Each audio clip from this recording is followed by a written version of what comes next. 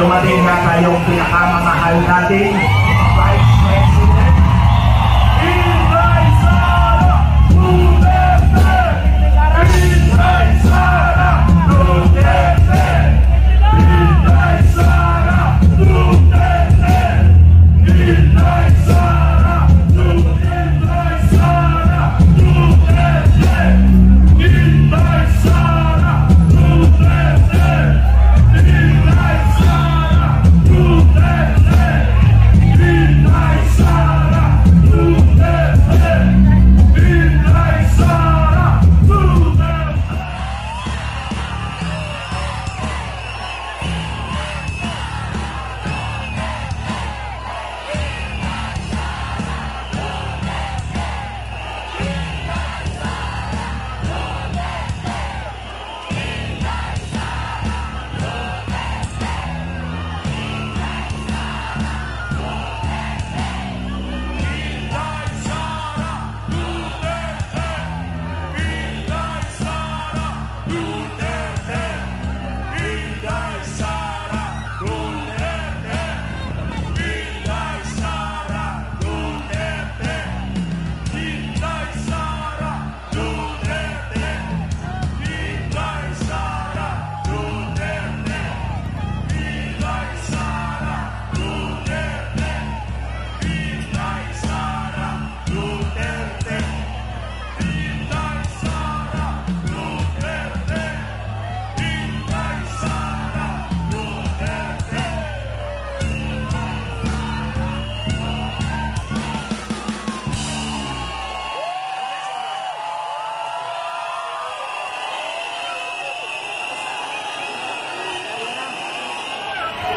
Okay. Turn around muna kayo. Oo, lagi magpadayon ko. Bisaya ko. Naka-notice mo akong Tagalog gahi? It feels to be home. At anyway, unya siguro baka mamaya magsasalita ang ating pangalawang Pangulo. For me, kahit wala pang resignation si Marcos Jr., Sara Duterte is the rightful leader of this country. I repeat, Sara Duterte is the rightful, legitimate leader of this country. Not Marcos, never Marcos.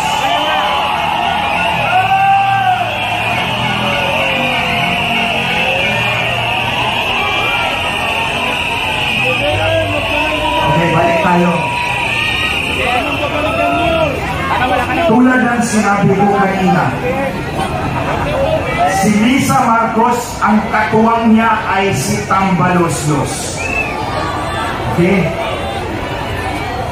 Si Marcos Jr., tapos may 6 na taon, 2028 to 2034, hindi pwedeng tumakbo ang kanyang anak dahil bata pa.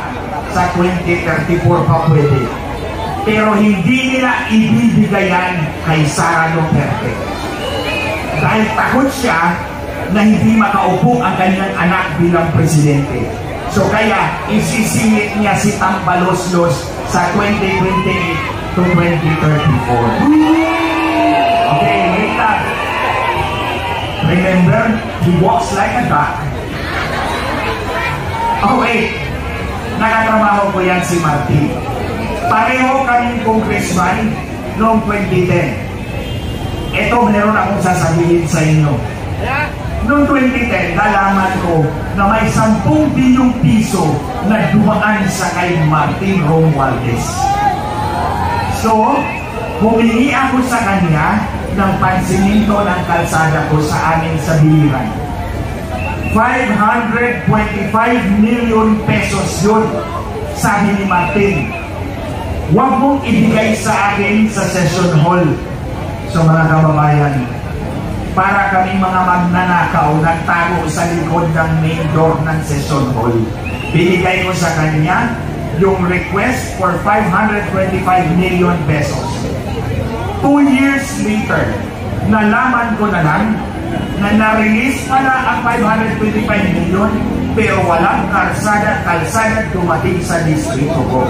Ang tanong ko kay Pambi, nasaan ang 525 million pesos? Baka biulsa mo na. Yan, hindi mo pera yan. Pera yan ang sambayan ng Pilipino.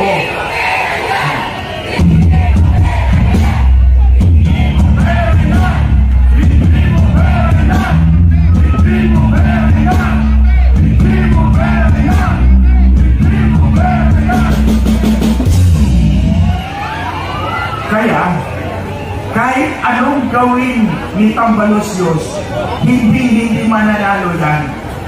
So dahil walang chance si Tambalosios, ang naisip ni Lisa Marcos ay yung private initiative.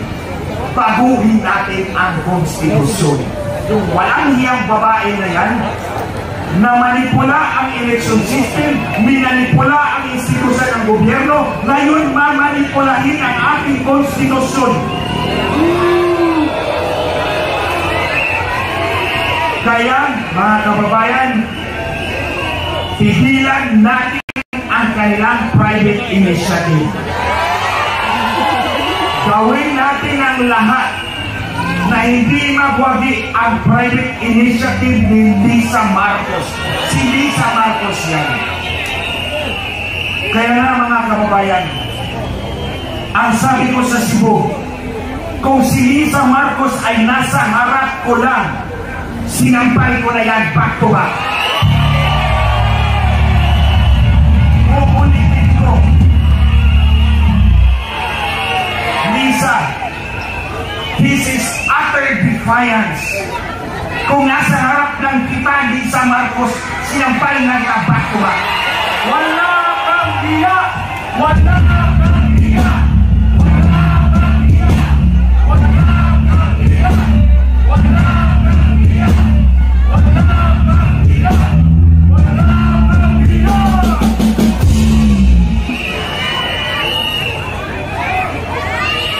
Huwag nating hayaan mga kababayan na manaig itong ilusyonada ito.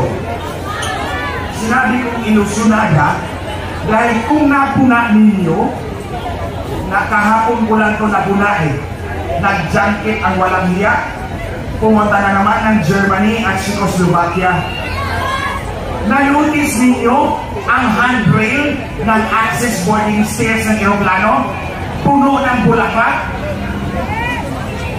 Ni-research ko yan. Lahat ng arrival, departure at arrival nila may bulaklak yung hagdanan.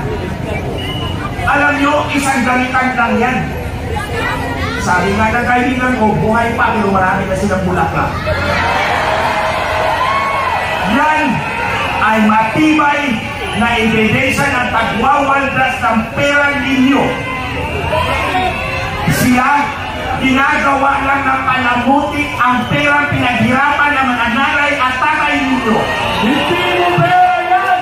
Hindi mo pera yan! Hindi mo pera yan! Hindi mo pera yan! Hindi mo pera yan! Hindi mo pera yan! Hindi mo pera yan!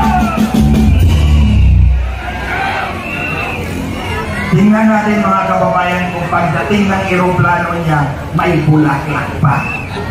Gawin na lang natin corona sa patay. Diba?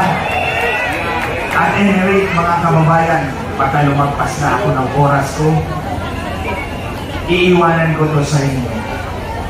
Karamihan sa harap ko ay mga kabataan. You know what? You know what? It gives me so much encouragement. Patamusin mo na ako. Patamusin mo na ako. It gives me so much encouragement na sa 14 na taon na ginugol ko ang buhay ko para matanggal si Smartmatic. I am here speaking before you. And it is an honor na makita ko na mga kabataan are taking up that challenge to stand up for their country now that we need you most.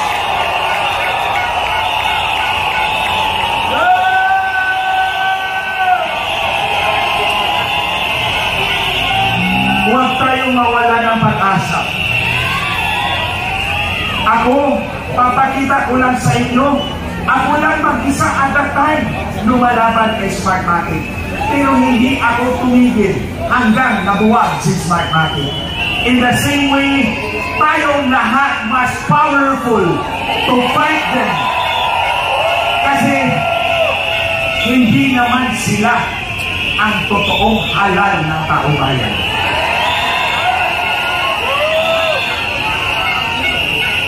You know, pwedeng i-argue nila na hinalal ako ng taong bayan. Hindi ka hinalal ng taong bayan dahil binukto mo ang resulta ng eleksyon. Pero si Vice President Sara Duterte remains pure. Hindi siya dawit. Hindi siya nadawit sa kabulastugan ni Lisa Marcos. Hindi siya sinama dahil galit na galit si Lisa Marcos sa kanya. So mga kababayan, mga kabataan, yung sakripisyo nyo to come here today, the other days, na araw-araw nandito kayo, kaya nyo yan sa kinabukasan ng malayang Pilipinas.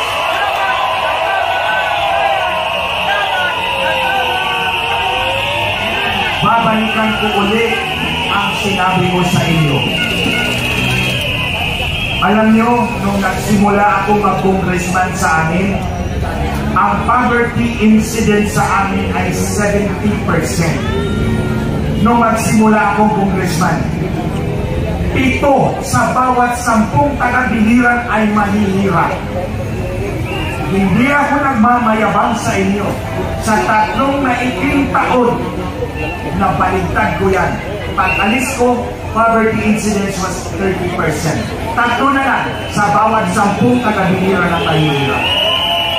Ang ibig kong sabihin, mga kababayan, nasa kamay ninyo ang kapangyarihan babago ang takbo ng buhay ninyo. Mga bata, nanay, tatay, lolo at lola, lahat ng Pilipino. Ang kailangan lang natin ay magkaisa tayo. Etong ating rally ngayon, hindi lang para sa atin, kay Pastor Kibuloy, kay SMNI, kay Attorney Cruz Angeles, kay Maharlika, ito'y laban ng bawat Pilipino. Babalik at babalik tayo sa question, sino ang nagluklok sa inyo sa Malacanang? Hindi ang taong bayan, si Smartmatic. Sige, Lisa, ikaw naman yata ang pinaka-makapangyarihang nilalang sa mundo. Kasuhan mo ako. Oh.